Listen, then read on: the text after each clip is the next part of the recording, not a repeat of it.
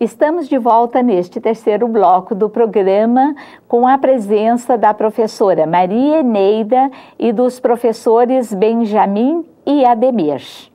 Vamos conversar um pouco sobre questões específicas dentro da construção da proposta pedagógica de trabalho dos professores da Rede Estadual de Ensino do Paraná.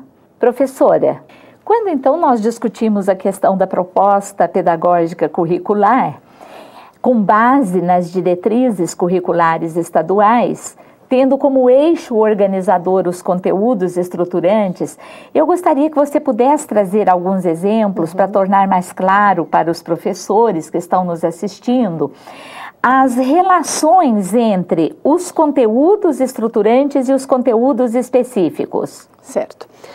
Bom, em primeiro lugar, essas nossas diretrizes, elas ainda têm um peso bem teórico em função do que nós já falamos aqui, de momentos anteriores em que houve esvaziamento de conteúdos. Então, de 2003 a 2006, a nossa discussão foi assim, o professor voltar para aquilo que é do seu conhecimento, da sua formação inicial, por isso que todas as diretrizes começam com o histórico da disciplina. É desse histórico que a gente vai pensar a questão do conteúdo estruturante. Então, a ideia de fazer o professor se sentir novamente um sujeito epistêmico. Ele pensa no seu objeto didático. Isso é uma questão. Aí, claro, né? Então, definidos os conteúdos estruturantes, por exemplo, em História, nós temos 3 conteúdos estruturantes para o ensino fundamental e outros 3 para o médio. Aí alguém poderia dizer, nossa, mas é uma disciplina só, como assim? Mas eles têm razões para ser, porque eles são próximos. A verdade é assim, por ensino fundamental, dimensões econômicas, dimensões políticas e dimensões culturais. A ideia de dimensão, uma coisa mais ampla, é um aluno de 10 a 14 anos, ele vai olhar os conteúdos específicos da história sob a luz dessas dimensões. Enquanto que no ensino médio, esses conteúdos estruturantes são relações políticas de poder, relações econômico-sociais e relações culturais, verticalizando em relações, porque aí o ensino médio lida com uma história temática, né, e fazendo um estudo mais aprofundado, considerando que esse aluno já tem uma construção conceitual, ele já tem uma caminhada na educação básica e dá para fazer esse aprofundamento. Então, esse é um exemplo que a gente, a priori, olharia e falaria, nossa, mas são diferentes? Não, na verdade, não são diferentes. São maneiras de se enfocar, né, nos 2 níveis de ensino. Essa clareza, professora Eneida, ela é importante para que os pais percebam que quem saiu da 8ª série não estará tendo o mesmo conteúdo no ensino médio? Sim, mas antes de mais nada, antes de chegar nos pais, precisa chegar nos nossos professores, né? Tá. Por isso que a gente vem falando nessa mesa desde o começo, a importância da análise do estudo das diretrizes curriculares. Então, claro, o pai tem que saber, o aluno não vai estudar de novo aquele conteúdo, ele vai olhar sob outras perspectivas, com variáveis mais complexas e aí fazer uma abordagem mais ampla desse conteúdo. Professora Ademir, você também tem uma contribuição nesse sentido, de mostrar como é que a gente poderia sair do conteúdo estruturante para um conteúdo específico, num nível de escolaridade, considerando que a professora Eneida já colocou que carece de uma formação contínua, sistemática e rigorosa dos professores, como é que a gente poderia fazer isso? Eu vou falar sobre isso exemplificando, né? O Departamento de Educação Profissional está fazendo a reformulação curricular dos cursos de educação profissional, tá? Ou seja, estão discutindo tanto nas disciplinas de base nacional comum, como nas disciplinas específicas dos cursos profissionalizantes, estão discutindo o currículo, o que ensinar, né, e o como ensinar no curso. E fazem isso, né, junto com os professores das disciplinas específicas fazem isso junto com os professores da base nacional, das disciplinas de base nacional comum. Isso é uma grande discussão e é uma discussão às vezes até bem quente, né? Mas permite, né, que os professores das disciplinas específicas façam recortes também, às vezes, né, considerando os conteúdos estruturantes. Vou dar um exemplo, né? No curso de técnico ambiental, né, que é um dos cursos da educação profissional, tem lá disciplinas da área específica, e vou dar um exemplo que é da minha disciplina, que é filosofia. O que a filosofia, né, lá os conteúdos estruturantes de filosofia, permite que seja discutido no curso de técnico ambiental? Portanto, considerando os sujeitos desse ensino, considerando a especificidade, né, o que se quer fazer, quem que se quer formar lá. Vou dar um exemplo, por exemplo, vou dar um exemplo a partir da ética, né? O que se pode discutir sobre meio ambiente ou questões ambientais dentro desse curso? E aí o recorte, não se trata de ensinar toda a ética para esses alunos. O recorte do professor de filosofia se faz a partir de quê? De problemas, né, que envolvem o horizonte desses alunos, da discussão da ciência desses alunos. Então, o conteúdo estruturante, na verdade, eu acho que assim, abre um grande diálogo entre os professores. Abre diálogo também, aí outro exemplo, com relação às interfaces entre as ciências, né? É possível, o nosso currículo ele é disciplinar, é feito mas ele não é fechado. É possível discutir, né, os conceitos da filosofia, mas também buscá-los na sociologia, na história, ou os conceitos da matemática junto com a biologia, assim por diante. Quando você fala que assim, os conceitos não estão fechados dentro das disciplinas, mas que também existe uma interface entre elas, eu perguntaria como é que pode ocorrer essa interface sem que o professor perca a especificidade do seu trabalho. Eu também vou tentar pensar um exemplo aqui, que às vezes ele é muito comum na prática docente, que é assim: se tem uma interface entre um conteúdo de química e um conteúdo de matemática, um destes professores fica esperando que aquele conteúdo seja trabalhado para que o outro possa trabalhar o seu conteúdo. É nesse sentido que você pensou a interface? Não, a interface, né, a partir dos conteúdos estruturantes, se dá no quê? Se dá no objeto de estudo. Aquele objeto que está sendo estudado, vamos dizer lá na física, né, ele pode ter relação com a química, ele pode ter relação com a biologia ou com a matemática, mas não se trata de indicar para o estudante, procure o professor de matemática, procure o professor de biologia. Se trata de que o próprio professor, né, e aí tem a questão da formação, dada também a sua formação e as suas leituras, ele a partir desse objeto de estudo, ele amplia, né, buscando nos conceitos da física, da matemática, da química, da biologia, né? É o próprio professor que faz isso. Não se trata, portanto, de um grande projeto interdisciplinar. Não é essa a proposta. Okay. Tem um exemplo assim que eu acho bem prático, de um folhas de um colega nosso de departamento que está construindo, de ensino religioso, ele está falando sobre lugares sagrados. E aí ele faz uma interface com a geografia que discute o conceito de lugar. E essa coisa do sagrado tem muito a ver com uma perspectiva que a geografia trata do conceito de lugar. Então, o conceito vem de lá, não tem, sabe, não tem essa coisa de um projeto que vai envolver. É um diálogo mesmo teórico-conceitual entre as disciplinas. É que, às vezes, a necessidade, né, na sua aula, né, estou pensando, por exemplo, aqui a filosofia, eu não posso trabalhar a filosofia sem história. Né? Mas não é a história no geral, não estou dando aula de história. Eu preciso trazer elementos conceituais da história, por exemplo, as relações de poder, né, da história são fundamentais para discutir alguns conceitos da filosofia, ou alguns autores da filosofia. Então, não sou eu que indico para o aluno ir procurar na história, sou eu, professor, que faço isso com o meu aluno estudante, né?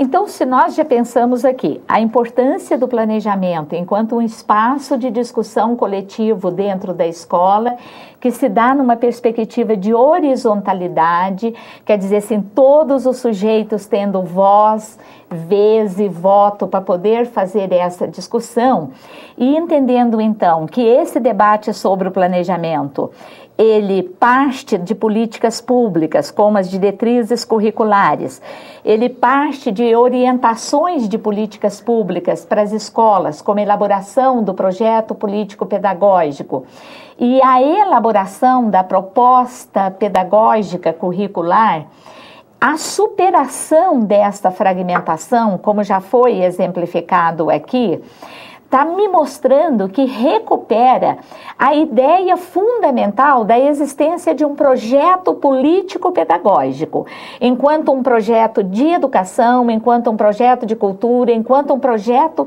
de sociedade. Nesse sentido, professor Benjamin, a importância da proposta pedagógica, dessa prática docente estruturada com base nesses elementos aqui apontados, realmente faz pensar um projeto de sociedade, um projeto de educação, um projeto de cultura, enquanto pressupostos do projeto político-pedagógico? Com certeza. É isso que nós estamos, discutindo bastante mesmo, para que todos nós possamos perceber que a escola é um espaço dessa busca de uma mudança, de uma sociedade. É um dos espaços. E esse espaço, quando nós falamos de uma educação transformadora, de uma educação emancipadora, de uma educação que leva o ser humano ao senso crítico, etc., não é só uma fala, como em alguns lugares, mas isso é só mudar o discurso. Não é mudar discurso. Acho que nós, professores, nós sempre estamos falando sobre isso. Nós queremos um aluno mais crítico, um aluno mais participativo, um aluno... É o momento de nós estarmos fazendo essa reflexão, sim. E não só refletir, e sim agirmos, porque nós estamos construindo essa escola. E do momento que cada um constrói o seu projeto com base, claro, nas legislações vigentes, inclusive nas nossas diretrizes curriculares, então ali nós temos toda a clareza de um encaminhamento junto com a construção no Estado, que foram os próprios professores do Estado que construíram. Você está levantando uma questão importante que eu queria pôr para a gente discutir aqui agora, que é assim, estamos fazendo uma discussão, mas parece que ela ainda fica no plano da discussão, parece que num plano do desejo. O plano de trabalho docente é a forma de efetivar o que está nas grandes linhas da discussão do projeto político-pedagógico, enquanto ideia de sociedade, de educação, de cultura e de ciência, de proposta pedagógica curricular. Eu estou então perguntando, é o plano de trabalho docente que traria para uma prática efetiva em sala de aula esse debate, mas aí o debate já com os outros sujeitos que são os alunos, enquanto processo de ensino-aprendizagem? Madi, porque eu vou só também dar alguns exemplos aí do que nós estamos ouvindo. Nós colocamos isso porque vocês estão pedindo. Essa é a fala que muitas vezes nós ouvimos assim, de algumas escolas, de alguns lugares assim que colocam essas falas de uma forma como já foi. Isso. Esse processo já aconteceu. Então, algumas palavras tinham que aparecer no projeto político-pedagógico para serem aprovado pela secretaria.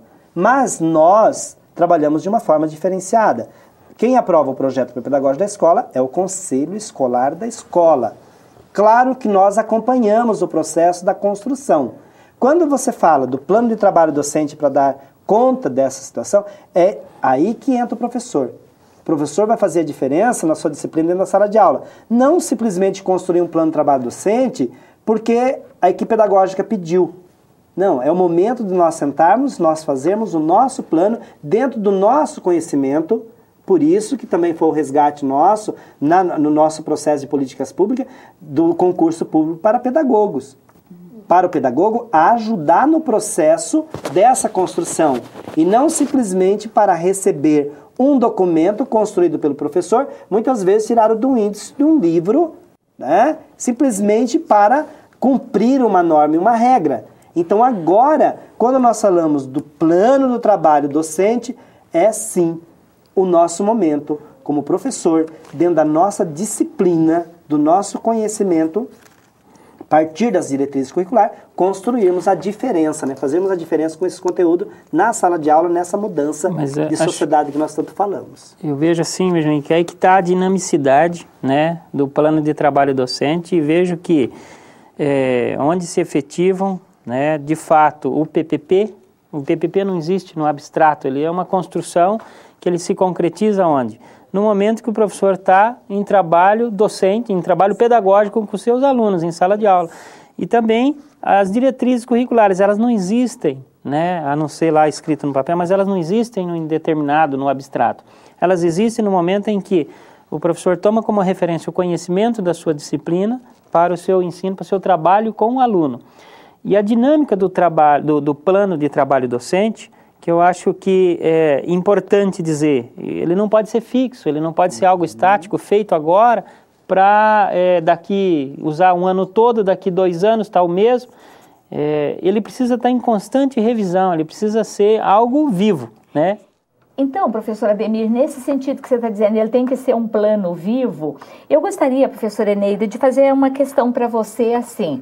Qual é a importância que tem a formação continuada do professor para, enquanto política pública, para ajudar, colaborar na mudança dessa prática efetiva lá dentro da escola?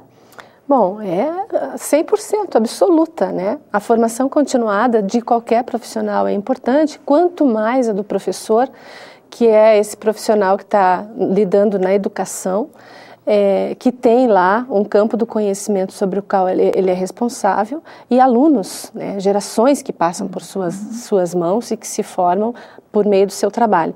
Então, veja, encontros como o DEB itinerante, onde a gente se reúne para discutir todos esses documentos elencados aqui, discutir a gestão democrática. Benjamin falava agora há pouco da importância do plano de trabalho docente, está sempre, né, é um documento vivo, está sempre, o professor está pensando sempre nele.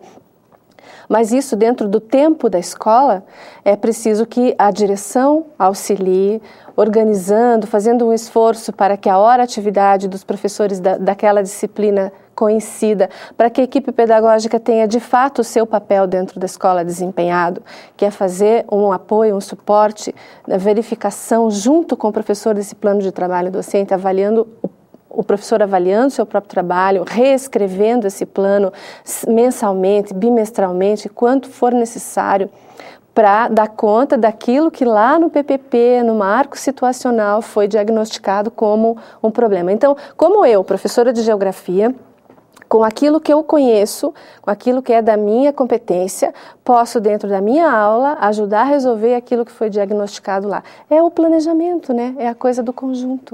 Então, nós podemos apontar que a hora-atividade no interior da escola como um momento rico para o planejamento, a apontar que os seminários, os cursos de iniciativa da secretaria ou que o professor busca pela sua própria iniciativa, juntamente com o grande programa que é o PDE, constitui, sem sombra de dúvida, um aprimoramento possível para a prática pedagógica no interior das escolas. O plano de trabalho docente e suas características foi o tema do nosso Hora Atividade de hoje, com a professora Maria Eneida Fantin e os professores Benjamin Pérez Maia e Ademir Aparecido Pinelli. Muito obrigado pela sua presença.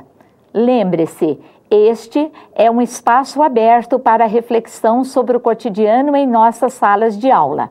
Até a próxima.